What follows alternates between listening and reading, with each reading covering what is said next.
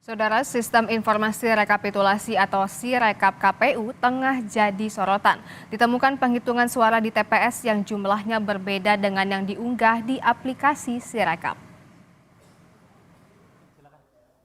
Usai pemungutan suara 14 Februari, penyelenggara pemilu kini berjibaku dengan penghitungan suara hingga 20 Maret.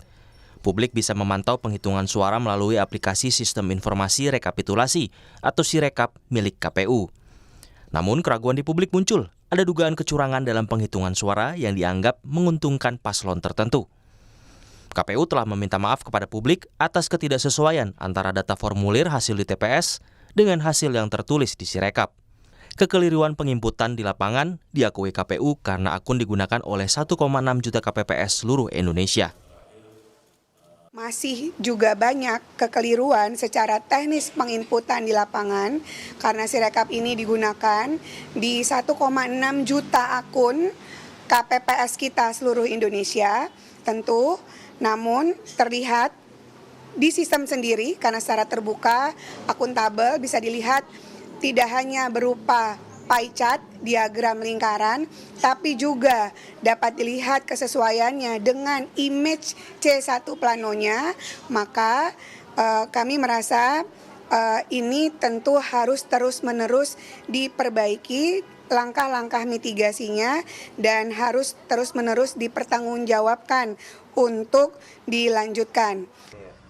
Di lapangan, petugas KPPS menemukan perbedaan hasil perhitungan suara yang berbeda jauh di aplikasi Sirekap dengan foto dokumen C Plano. Di TPS 026 Kembangan, Jakarta Barat contohnya, Capres nomor urut 2 melonjak drastis dari 80 suara, naik signifikan menjadi 720 suara di dalam aplikasi Sirekap. Apakah yang suara untuk paslon nomor 2 itu 720, sedangkan untuk perhitungannya adalah sebesar 80 suara. Jadi jumlahnya 80 suara? Iya, betul. Sedangkan di Sirekap yang terbaca adalah 720 suara. Paslon yang lain sama, 95 juga. Nih, seperti Anies 95, di Sirekapnya betul 95. Ganjar pun juga seperti itu. Ganjar ada 22 suara, di Sirekap terekamnya sama 22. Sementara itu, Timnas Anies Muhaimin mengungkap analisis data suara pemilu 2024. Tim digital forensik Timnas Amin menemukan ada algoritma di server KPU yang dibuat untuk memenangkan paslon tertentu. Berdasarkan analisis kajian forensik terhadap server KPU, kami menduga, tadi Adit itu agak sopan, tapi dugaan yang kami lakukan bersama tim forensik, ada logaritma sistem yang sudah disetting untuk pemenangan paslon tertentu. Jadi kalau ada revisi di satu TPS, dia akan mengubah TPS yang lain. Ini bukan sekedar angka yang dicatat, tapi sistem itu yang membangun settingnya. Paslon tertentu jadi ada yang sudah disetting, logaritma sistem disetting untuk pemenangan paslon tertentu yang secara otomatisasi di atas 50%. Senada dengan Timnas Anies Muhaimin, menurut TPN Ganjar Mahfud, ada kecurangan sistematis dalam sistem Sirekap KPU. Bahwa ada kejanggalan yang serius dengan Sirekap ini. Dan Sirekap ini itu menunjukkan ada pelanggaran sistematis.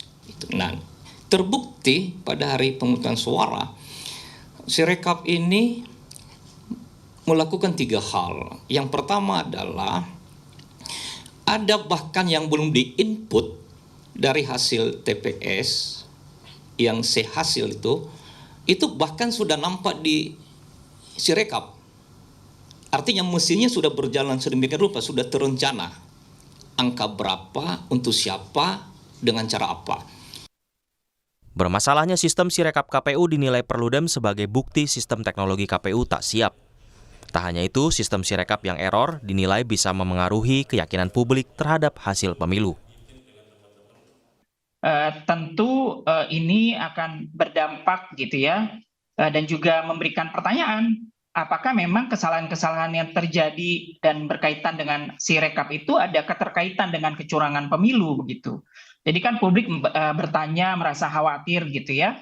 Ditambah publik tidak cukup terinformasi dengan baik gitu ya soal keamanan Sirekap. Kalau Sirekapnya bermasalah gitu ya, khawatir nanti akan ada dampak juga yang berkaitan dengan proses rekapitulasi berjenjang yang diperintahkan oleh Undang-Undang Pemilu.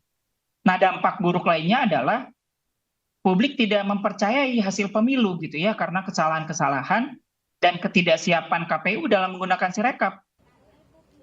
KPU menjadwalkan seluruh proses rekapitulasi hasil penghitungan suara pemilu 2024 berakhir paling lambat 20 Maret 2024. Pengajuan sengketa hasil pemilu dibuka 3 hari setelah KPU menetapkan hasil pemilu. Tim Liputan, Kompas TV.